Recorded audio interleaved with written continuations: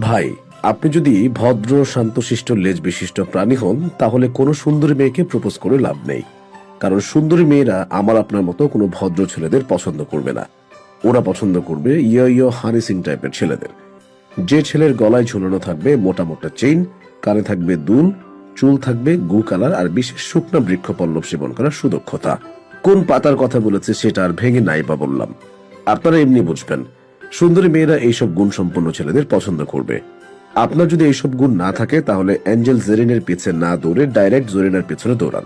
তাহলে আপনার সময় বাঁচবে আর সফল হওয়ারও সম্ভাবনা থাকবে। অনেকেই ভাবতে পারেন আমি মিছা কথা কইছি।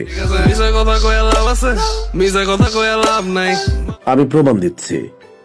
ছাত্র জীবনে অ্যাঞ্জেল টুম্পা নামের এক সুন্দরী মেয়েকে প্রপোজ করলে মেয়ে বলে আমার কি যোগ্যতা আছে তার সাথে প্রেম করার।